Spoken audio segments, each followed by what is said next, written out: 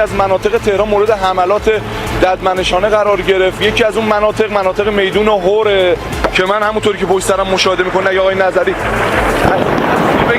بازم دارن میزنن، بازم دارن میزنن اینجا رو، بازم اینجا رو دارن میزنن. تصویر منو دارید؟ حمله شد همین الان به اینجا، همین الان اینجا حمله شد.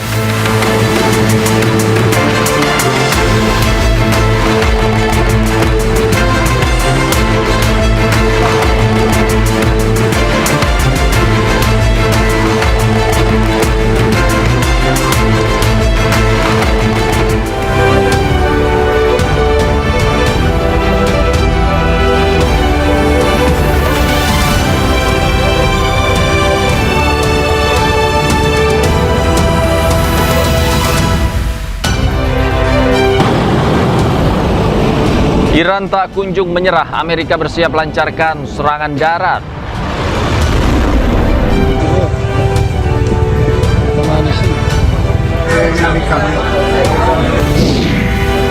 Masuki puncak arus mudik Lebaran, antrian kendaraan di Pelabuhan Gilimanuk, Bali mengular 23 km.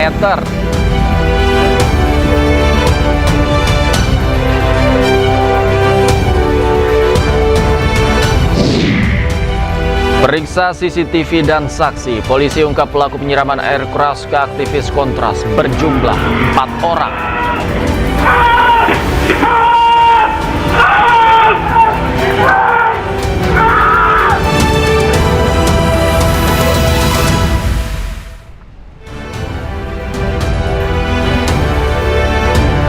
Halo, selamat sore pemirsa, demikian tadi berita pilihan iNews Sore bersama saya Davi Pratama. Pemirsa, kita awali iNews Sore hari ini dengan informasi untuk pertama kalinya setelah 3 pekan perang berlangsung, Iran meluncurkan rudal Sejil. Rudal ini diprediksi bisa menjangkau seluruh wilayah Israel.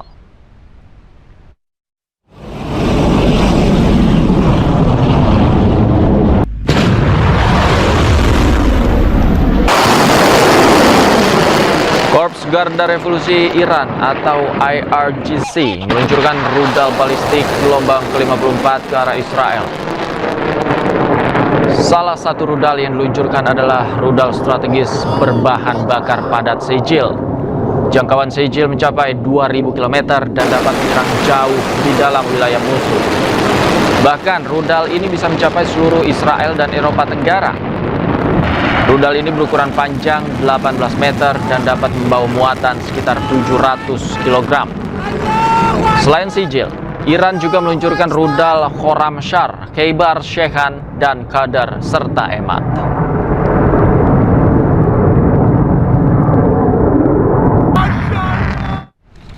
Rudal Iran kembali menghantam wilayah Tel Aviv. Serangan rudal ini membuat kerusakan dan dampak di beberapa wilayah di Tel Aviv. Iran kembali menghantam dan menyerang Tel Aviv dengan rudalnya. Iron Dome tak mampu menahan rudal ini hingga menghantam beberapa titik di Tel Aviv. Rudal canggih milik Iran menghantam jalan raya dan tempat parkir. Akibatnya sejumlah mobil dilaporkan rusak, meski belum diketahui berapa jumlah korban akibat serangan ini.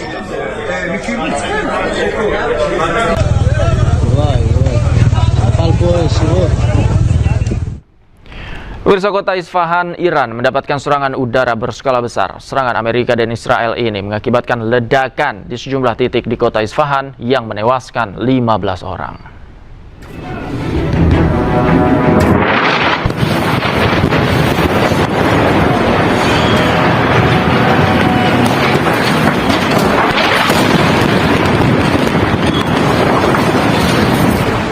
Ledakan hebat mengguncang usai kawasan industri di kota Isfahan, Iran Tengah, Sabtu siang tiba-tiba diserang. Serangan menargetkan sebuah pabrik yang memproduksi peralatan pemanas dan pendingin. Serangan terjadi di hari kerja saat aktivitas produksi dan menewaskan 15 pekerja pabrik. Pemerintah Iran menuding serangan tersebut dilakukan oleh Amerika Serikat bersama Israel sebagai bagian dari operasi militer yang terus berlanjut.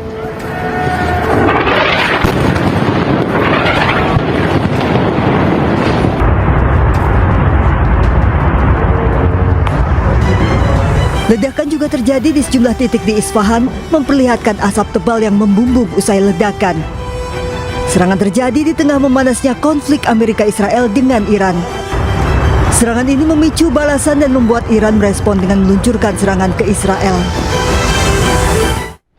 Pemirsa, Israel menyerang hanggar drone milik militer Iran. Amerika Serikat juga merilis rekaman serangan terhadap militer Iran.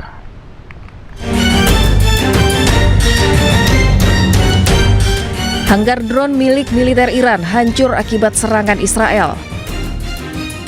Militer Israel atau IDF merilis rekaman serangan udara yang dilaporkan menghancurkan fasilitas Angkatan Udara Iran, tempat penyimpanan pesawat tanpa awak.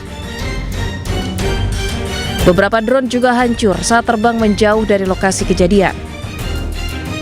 Pasukan militer Iran yang menjauh dari hanggar juga tak luput dari serangan Israel. Militer Amerika atau CENTCOM juga merilis rekaman serangan terhadap target-target Iran di minggu ketiga. Seiring dengan meningkatnya dominasi Amerika atas sebagian besar wilayah Iran.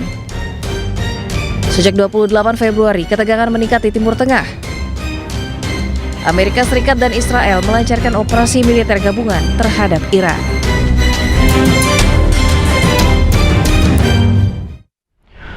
Diduga terkena serangan drone, kebakaran terjadi di dekat Bandara Internasional Dubai. Meski belum ada laporan korban, namun penerbangan di Bandara Internasional Dubai sempat terganggu.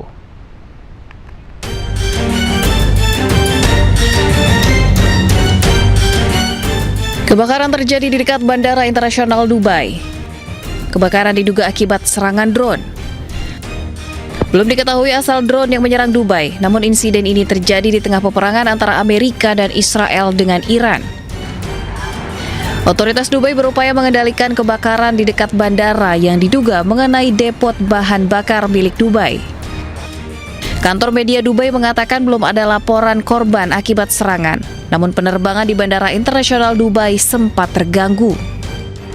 Ini adalah serangan ketiga di Bandara Internasional Dubai setelah sebelumnya 2 drone jatuh di dekat bandara pada 11 Maret lalu.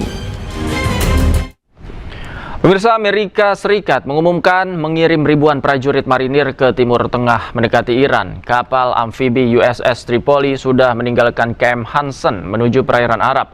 Akankah konflik 3 negara ini akan menjadi konflik darat? Berikut informasinya.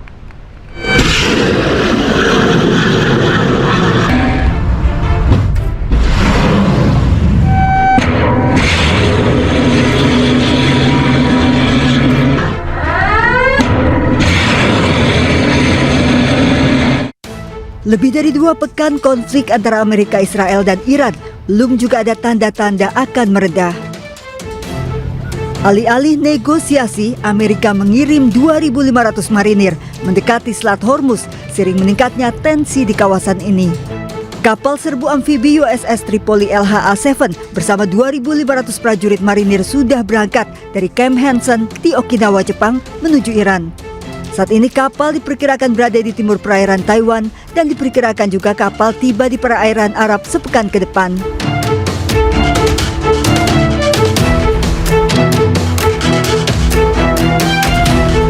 Jika USS Tripoli tiba di perairan Arab, maka ada 2 kapal besar di perairan Arab bersama dengan USS Abraham Lincoln. Beberapa jam setelah informasi pengiriman pasukan besar-besaran ke Timur Tengah, Amerika merilis rekaman yang diduga menunjukkan serangan Amerika ke Pulau Khark, Iran, yang menangani 90% ekspor minyak mentah negara tersebut. Amerika menyebut akan menghancurkan setiap target militer di pulau penting Iran dalam sebuah unggahan di Truth Social.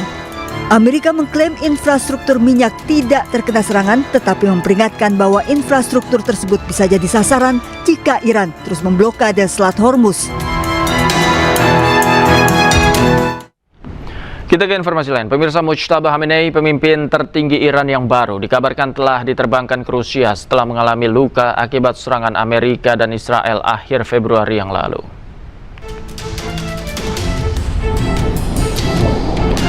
Evakuasi secara diam-diam ini dilakukan agar putra mendiang Ayatollah Ali Khamenei ini bisa menjalani operasi kaki untuk menyelamatkan nyawanya.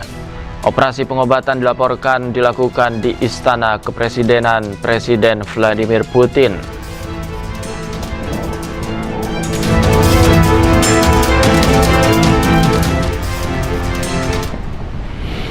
Amerika Serikat, Israel, dan Iran tak hanya adu kekuatan senjata, perang informasi hoax pun merajalela.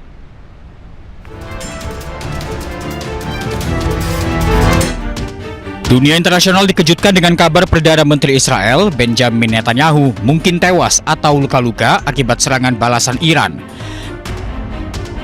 Kabar tersebut disebarkan media Iran setelah beberapa hari tak muncul di publik. Video dirinya saat memberikan pernyataan pun sempat diisukan hasil rekayasa artificial intelligence. Sementara itu, Presiden Amerika Serikat Donald Trump menyebut Iran mengeluarkan video rekayasa AI atas serangan ke kapal perang dan fasilitas Amerika Serikat di Timur Tengah. Truth about their disinformation, I assume most of you saw it. But they use AI. They said they attacked the USS Abraham Lincoln, one of the largest ships in the world, an aircraft carrier. And they show pictures of it burning. It was never attacked, it was never burning. The Wall Street Journal put out a false story that 5 of our big, beautiful tankers that we feed the planes with, they give the planes the gas, jet fuel, hundreds of thousands of gallons of gasoline, that they were all essentially destroyed. They weren't destroyed at all. In fact, 4 of them were not even, literally were not damaged. And 1 of them has slight damage and will be back in the air soon. Sementara itu, Iran menuding Israel dan Amerika Serikat menyerang negara-negara lain di Timur Tengah. Tujuannya untuk memantik permusuhan kepada Iran. قابل توجه کلیه کشورهای همسایه و مردم مسلمان منطقه.